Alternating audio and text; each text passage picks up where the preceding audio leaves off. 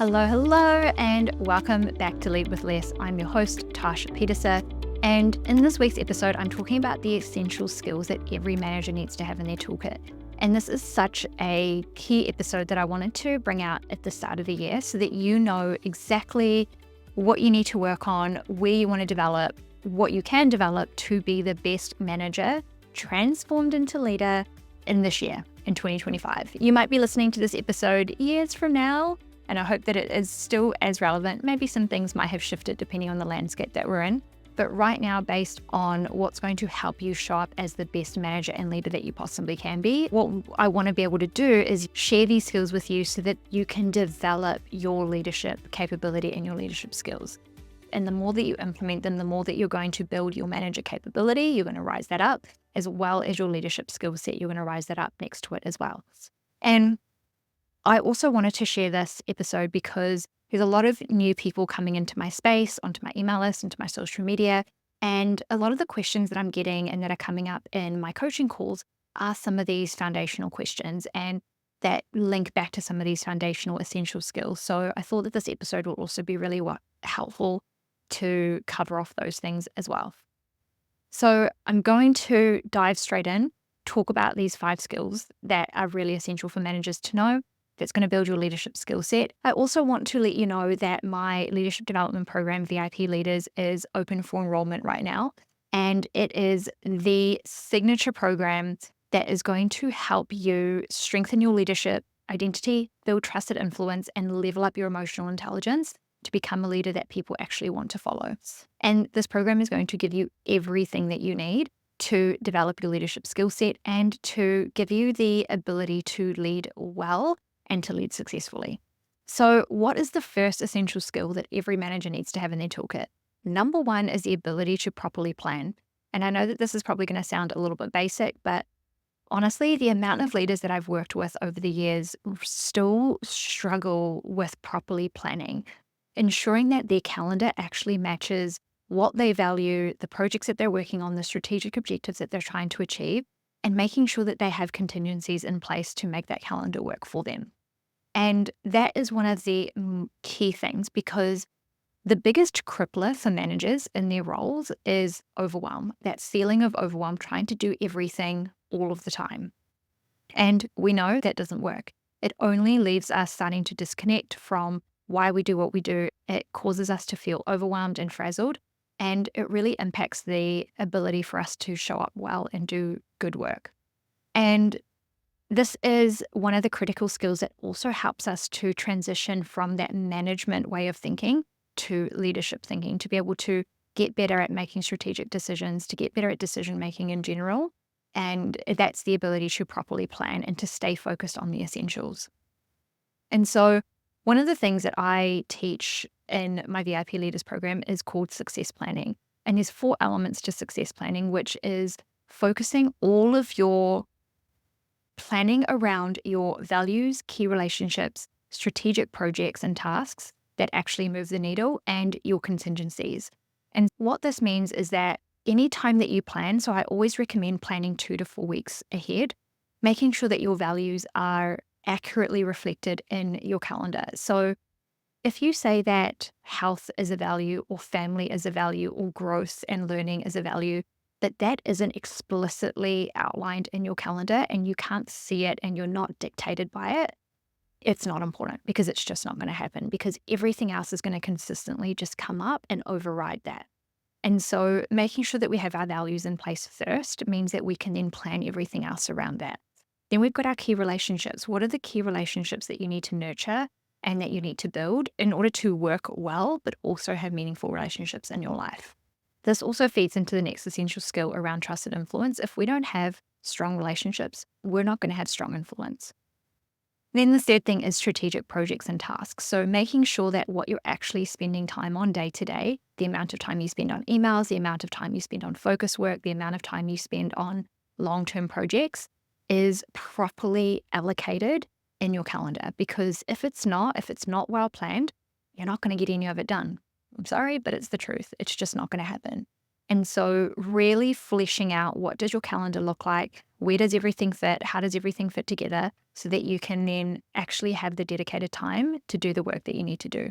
Because if it's planned, you're more likely to do it rather than you're just trying to scramble and hope to the Lord above that you get everything done, because it's just not going to happen.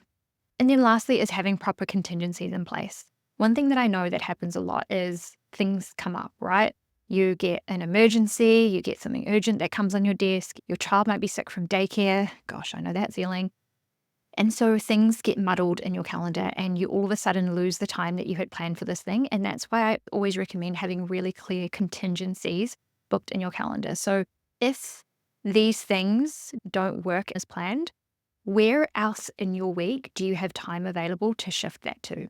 And this is what I call contingency blocks, contingency planning, so that if something doesn't go the way that it's planned or if something else comes up, you have space in your calendar somewhere else to do it. And when I say space, I don't mean working at 9 p.m. at night or working on the weekend. That's not what contingency planning is. It's where in your working week or your working hours is there contingency blocks for you to be able to do things that don't get done as planned. And then lastly is the review. So making sure that after every fortnight or every month, however your success planning goes, that you regularly review and look at what worked. What did you estimate correctly? So what did you estimate something happening and it worked correctly? What did you underestimate? So you didn't plan enough time to do that thing. So this is what you're going to do next time. Or these are all of the interruptions that came up, and this is some of the processes that we need to put in place in order for those things to not happen as much. And doing this is actually going to help you be in control of your time rather than time controlling you. Because something that I hear too often is, I don't have time to do that. I don't have time to look after my house. I don't have time to spend with my family. I don't have time to focus on my growth and development. And when I actually dig deeper with those people, it's like, where is it in your calendar? Where is the commitment? You're committing to all of these 500 meetings that you think that you need to go to, but where is the commitment to the things that actually matter to you, that make a difference for you day to day in your work? And when we do, that's when we actually make the biggest difference. And so the essential skill that every manager needs to have in their toolkit is the ability to properly plan and follow their plans. And when we can't follow our plans, have the contingencies in place to work through that properly. So that's the first essential skill. The second essential skill is having a level of optimism and curiosity in your mindset. So our mindset is the way that we think. It's the way that we interact and interpret and perceive the world around us. And so we want to make sure that the mindset that we do have is a mindset that is really supportive, is really helpful, and not only for us, but for the people around us. So whether you are a member of a team, you're an individual contributor, maybe you are a team leader or a manager, you are influencing other people, or maybe you're leading a community group or a sports team or something like that. Having a optimistic and curious mindset is going to be so helpful for you and for those people. And what optimism is, and I love how Simon Sinek talks about this, it's being able to accept reality. It's being able to acknowledge reality as it is and recognize that we will move through it. It's also about being optimistic about the opportunities in the future. And both of those things can be true at the same time. We can acknowledge that things might be a little bit crap right now, things might be a little bit challenging, and they will get better. And so that optimism is also going to help you to become more resilient. The more that we have that optimistic approach of accepting reality and then also knowing that it's going to get better and we're going to move through it, helps to create that resilience so that we know that we have the capacity and the ability to move through whatever is going on for us right now. And that is a huge, amazing skill set that is absolutely going to help you and, again, the people around you. Then there's the curiosity element. Curiosity is probably the number one thing that we need to have moving through the world that we live in, because it's changing so quickly and we are really struggling to predict what's going to come next. But when we have the ability to be curious, when we're practicing that skill set, it's going to mean that we are more open to what is happening and we're more open to possibilities and opportunities through the things that are happening, instead of thinking that things are terrible and we're limited and we can't do anything and feeling really out of control. And also one of the things that's happening is we're really navigating a completely different environment that we're living in with technology, with, I think we've got up to 4 or 5 generations actively participating in the workforce and the environment. And all of those are so different and everyone is so different. So being able to be curious to the experiences that we're having, the experiences that we're in is so important. It's so important to what we're doing and why we're doing it. And the other aspect of why curiosity is really important is the curiosity to consistently learn and grow despite maybe not always having the time available to you or just there being a lot going on. This is going to really help you to better lead, because the more that you're investing in your growth and your development, the better that you're going to be able to lead the people around you, and the more that you're actually going to help them prioritize that too. So curiosity and optimism is going to be one of the best things that you can bring into your skill set as a manager and as a leader this year. So what's the third skill? And I referenced this a little bit in my first one that I talked about, but this is trusted influence.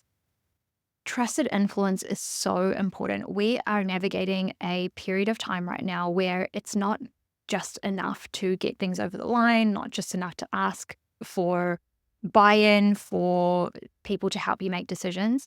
We actually need to prioritize having meaningful relationships with people and prioritizing the way that we're building those relationships with people as well. And so having trusted influence is knowing how to properly influence the people around us, whether that's in our life and our work, to get buy-in on the things that we need to help us make decisions, to help us get to where we need to go. But in order to do that, we need to have meaningful relationships with people. And this is why I make this a key part of the success planning method, because if we're prioritizing relationships and we're making time for them week to week, month to month, we're going to have a relationship there to leverage when we need to leverage it. And this is something that I see happen too often is we don't spend enough time nurturing relationships because we're just focusing on the tasks, we're just focusing on getting stuff done. But then I need something. I need something from this executive. I need something from this business or this person. But now that I need something, I'm like, oh, I don't actually have a meaningful relationship with that person to be able to ask them for what I need. And so that's why we need to prioritize building strong and healthy and nurturing relationships so that we can leverage them when we need them. And a key part of building trusted influence, building, trusted relationships is really focusing on how are you connecting with people? How often are you connecting with them? And are those connections really meaningful? Are they deeper than just surface level conversations? What are you learning about them? So these people that you want to have meaningful relationships with, what are you learning about them? What are you learning about the way that they think, the way that they show up, that you can then utilize, that you can connect with? And how are you creating a reciprocal relationship?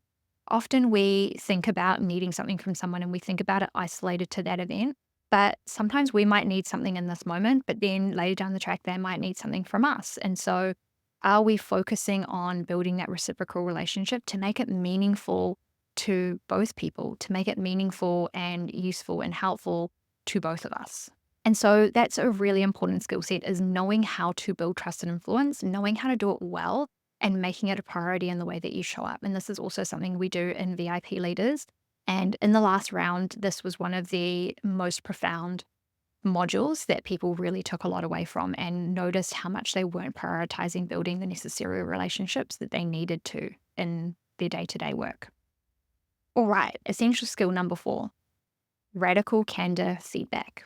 How is your relationship with feedback? I know that it's something that I'm consistently working on and it's one of my most taught topics, but radical candor feedback is one of the most important things that we need in order to develop people, to create great results, and to build high-performing teams. Now, what is radical candor feedback? It was developed by Kim Scott, and it's based on the premise of caring personally and challenging directly. We care about someone personally, that we want what's best for them. We want to help them grow. We want to help them develop. And we are willing to challenge directly. We're willing to say what is necessary. We're willing to have the conversations even when they're comfortable, because we know that's what's going to create the change that we need to create. And so it really is about saying what needs to be said. And even when it's uncomfortable, even when we don't want to, even when we want to avoid it, but we know that by doing it, we're going to drive the necessary outcomes. And this is something that I've really had to learn over my career. It's something that I always wanted to shy away from. But every time I gave radical feedback, I had courageous conversations, it skyrocketed my career. It skyrocketed my success because I was having necessary conversations that if I had avoided, I was just going to feel comfortable in that moment, but I was actually going to have bigger problems later on. And when we don't lean into having radical candor feedback conversations and having courageous conversation, we are prioritizing the short-term comfort over the long-term problem, because that's what humans are good at. Humans are super good at prioritizing the short-term comfort that we want to experience now, and we avoid the long-term problem that this comfort is going to create, because that's what always happens. Big problems don't just come out of nowhere. They are a compounding and combination of all of the small little issues that were never talked about and that were never dealt with. And I see this happen too often from a performance perspective. I had this in my HR career where a manager would come into my office and say, I need to get rid of this person. And then when I dig into that with the manager, I'm like, what were all of the signs? Like, what got you to this point? And it was all of these little things that they noticed, but they never talked about, they never gave feedback on, they never dealt with. And now they're so frustrated and irritated that they want it to be done. But that's not actually how it works. And having the skill set to give radical kind of feedback and building the courage to do that is going to help you so hugely in the way that you show up in your work.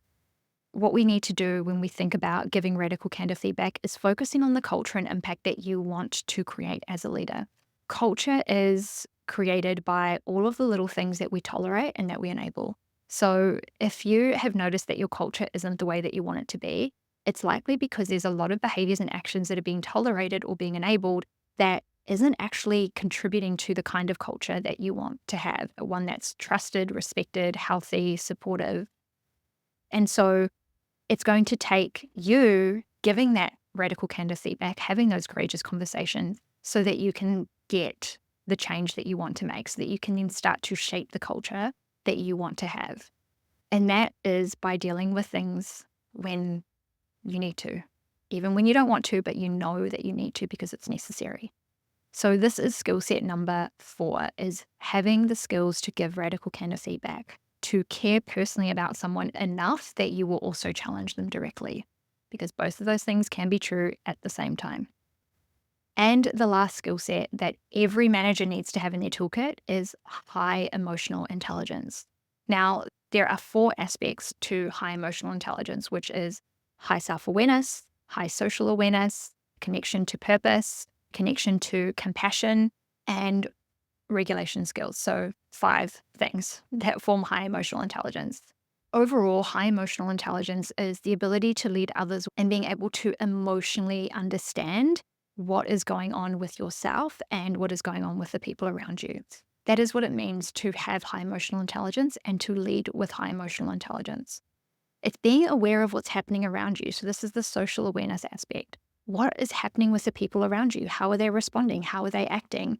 And then noticing those signals and those signs to then dictate whether you need to have conversations, whether you need to create changes, whether you need to do things differently.